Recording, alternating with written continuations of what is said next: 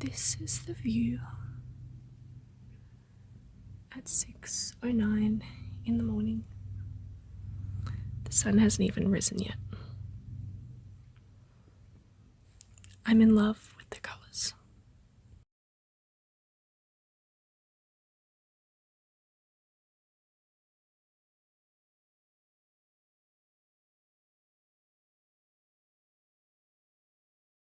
Something that I really like about these campsites is the toilet have a massive, amazing view out. I mean, I'm pretty sure that if anyone was just like walking around the other side, they'd probably be able to see you, enjoying your poo with a view. But like, it's really nice. I don't know if that's just me, but I really like it. Another thing I really like about this campsite, despite the poo with a view spot, is the fact that we can leave kind of whenever we want. No one told us that we had to leave by 10 o'clock, so it's been a nice, slow morning where things are all still nicely set up. Currently sitting in my car waiting for the caves tour. Our booking's for 11 and we need to be here at 10:45, and the time right now is nearly 10:30. And I figured I'd finish off my little Lego cat. Nearly finished. But perhaps this is a good opportunity to actually finish it while I'm not driving anywhere. Got the car turned off and the doors open to let in the nice breeze. It's nice that there is actually a little bit of a breeze, because if there wasn't, then we would just be sitting in sort of 30-degree heat. Not too pleasant.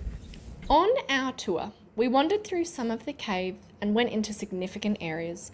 There was an avid caver present who actually was in the process of mapping the entire cave system for the Gooniyandi people. One of the rooms we went into was a giant crystal wall that looked like the silhouette of a pregnant lady. We were told that you needed to be careful who you verbally or non-verbally wished for in there, as it is seen as a relic to promote fertility and conception.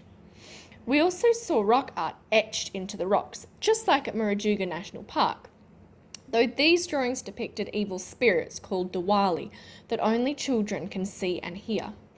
Diwali make children become lost and disoriented by laughing and acting childlike, and then cause them never to be seen again. And apparently a few children had actually gone missing in the caves because of Diwali. Once our formal tour was over, we sat down and had homemade damper with spreads and jam. I'm ashamed to say, but today was the first time I'd ever tried damper, and it was delicious. I'd love to learn how to make some while I'm on my trip. There was also a section we could have gone for a swim. Just as the tour began, we had to pick up a small stone, carry it in our pocket, and when we reached the water, take it out, rub it under our armpits, the stinkier and wet the better, and then throw it into the water as a gesture of peace for the rainbow serpent that resides in the water. This gesture meant that we would be granted safe passage to swim and interact with any of the bodies of water in the Gooniyandi region. It was a thoroughly enjoyable tour, and I could not recommend Mimbi Caves more to anyone wanting to learn a little bit more about Aboriginal history and culture from an elder in the making.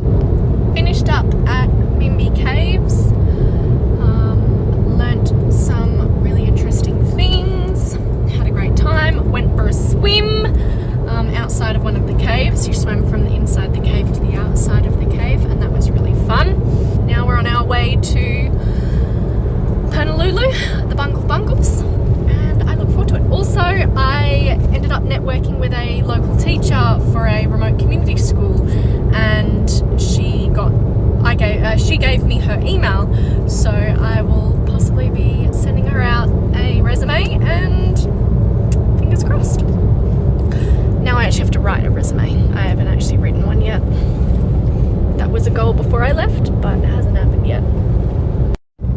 Well, I finished the little cat Lego. It only took me half a week. I wasn't doing it continuously.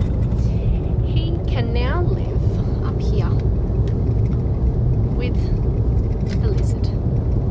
Coming up to our next stop for the day, which is Halls Creek.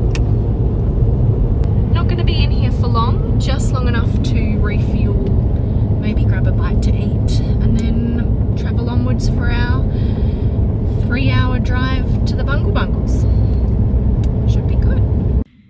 We have just arrived in Purnululu National Park. Decided to stop and have a read of some of the visitors' information. Got 4 nice boards. One just regarding the parks in the Kimberley region. One about exploring the parks. We're kind of here-ish. And we need to get to there. So it's about 53 kilometres of track. Bit exciting. We've also got just a little bit of information, generalised stuff that they put on all of the camps. And then this one is the one that is not instilling a lot of confidence in me. I'm fine. I know what I'm doing. I know how to drive. But as well, coupled with that sort of warning, this is how you access the sign, you need a 4-wheel drive type thing, this is on a flashing sign just at the start.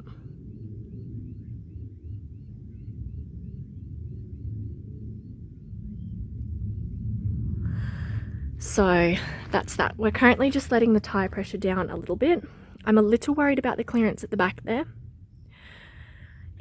I did do a creek crossing yesterday, but it only came up to just a little higher than my ankle, and there were other people around, so kind of didn't feel quite so isolated, but thankfully there's someone on the horizon.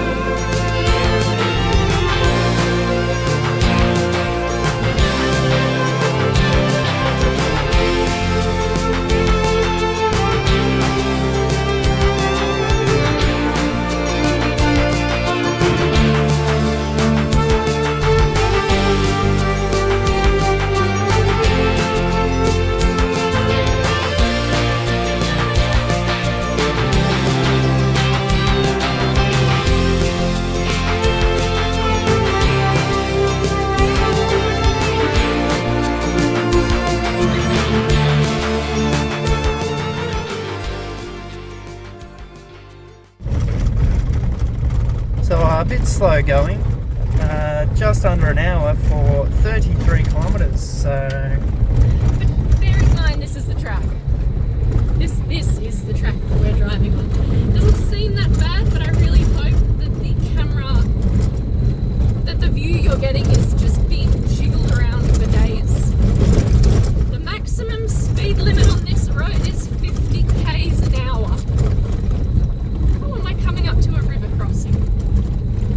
Will there be water in it? Place your bets, folks, place your bets. I, for one, do not think that there will be, because the last 5 have not had any water in them. We just passed. Oh. And we just passed it. No.